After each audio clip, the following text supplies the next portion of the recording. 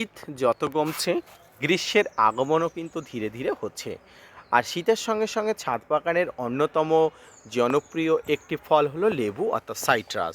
সাইট্রাসের গাছগুলোতে গাছ ভর্তি ফুল আসছে, আমাদের বিভিন্ন গাছে ফুল আসছে এবং পলিনেশনকারী পতঙ্গরা কিন্তু তাদের কাজ শুরু করে দিয়েছে পলিনেটের মাধ্যমে গাছগুলোতে কচি ফুল থেকে কিন্তু ফলের দেখার জন্য। এই মুহূর্তে যে সমস্ত গাছে ছোট্ট ছোট্ট কুঁড়ি দেখা দিচ্ছে এবং কুঁড়ি থেকে গুটি উঁকি মারছে, এই গুটিগুলোকে আপনি কি করে রক্ষা করবেন, কি পদ্ধতিতে গুটিগুলো প্রোটেকশান করবেন, আসুন তাই নিয়ে থাকছে আজকের বিস্তারিত আলোচনা। না স্কিপ করে কন্টিনিউ করুন।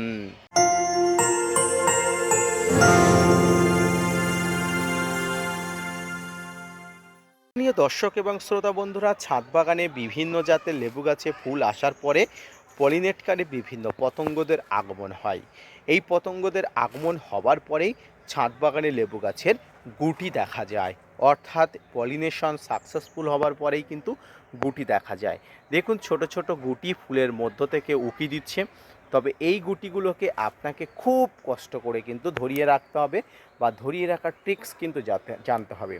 এই মুহূর্তে এই যে ছোট্ট গাছটিতে গাছ ভাঙা বা ডাল ভাঙা ফুল এসেছে, এই ডাল ভাঙা ফুলে আপনি সব ফুল রাখতে পারবেন না।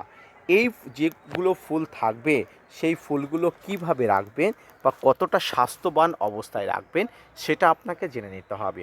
প্রথম কথা বলি, ছাদ বাগানে লেবু গাছের নির্দিষ্ট ধারণ ক্ষমতা আছে। সেই ধারণ ক্ষমতা অনুযায়ী লেবু গাছে ফুল আসবে এবং বাকি ফুলগুলো কিন্তু পড়ে যাবে।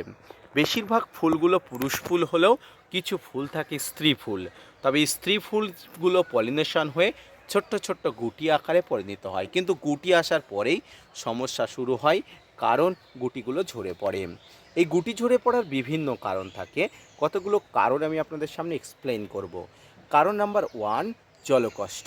জল কিন্তু এই সময় খুব মেনটেন করা উচিত, কারণ জল অতিরিক্ত দিলেও গুটি পড়বে, কম দিলেও কিন্তু গুটি পড়বে। তাই জল একটা নির্দিষ্ট লিমিটেডে রাখতে হবে। তাই সব সময় গাছের গোড়াটা যাতে ময়শ্চারাইজ থাকে, অর্থাৎ ভিজা ভিজা থাকে, সেদিকে নজর রাখতে হবে। দেখুন গাছের গোড়াটা ময়শ্চারাইজ বলতে জাস্ট এমন, একদম ভিজা ভিজা তবে কাদা কাদা নয়, এমন অবস্থায় থাকবে। তাতে কিন্তু গাছের ফুলগুলো সুস্থ স্বাভাবিক থাকবে এবং ঝরে পড়ার প্রবণতা কম হবে। লেবু গাছের গুটি ঝরে পড়ার দ্বিতীয় যে কারণটি হতে পারে, গাছের ইন্টারনাল ক্ষমতা কম। অর্থাৎ ইন্টারনাল ক্ষমতা কম হওয়ার জন্য গাছে অনেক ধরনের সমস্যা হতে পারে। আর লেবু গাছের ভিতর থেকে শক্তিশালী করার জন্য আপনাকে অবশ্যই যেটা করতে হবে, পটাশ এবং বোরন স্প্রে করতে হবে। বোরন এবং পটাশ অর্থাৎ মাইক্রোনিউট্রিয়েন্ট এবং পটাশ ছাদ বাগানে লেবু গাছের জন্য অত্যন্ত গুরুত্বপূর্ণ, বিশেষ করে ফল ফুল আসার জন্য। পটাশ লেবু গাছের বিভিন্ন ধরনের ভিতর থেকে অর্থাৎ ইন্টারনাল শক্তিশালী করে তোলে, লেবু গাছের রোগ প্রতিরোধী করে তোলে। আর এই ফুল আসার পরে যদি লেবু গাছ প্রচুর পরিমাণ উইক থাকে, তাহলে কিন্তু ফুলগুলো ঝরে পড়বে যতই পলিনেশন হয়ে থাকুক। তাই লেবু গাছে ফুল আসার আগে যেমন পটাশ ব্যবহার করতে হয়, ফুল এসে গেলে, গুটি ধরে গেলে বা গুটি প্রস্ফুটিত হয়ে গেলেও কিন্তু পটাশ ব্যবহার করা যায়। লেবু গাছের পটাশ ব্যবহার করতে গেলে আপনি কোন পটাশ ব্যবহার করবেন, এটা নিয়ে মনের ভিতরে অনেক কনফিউশন থেকে যায়। এক্ষেত্রে বলে রাখি, এই পটাশের মধ্যে অন্যতম পটাশ হলো 0050, যেটাকে আমরা সালফেট অফ পটাশ বলি, সাদা পটাশ বা জলে গোলা পটাশ নামে আমরা চিনি।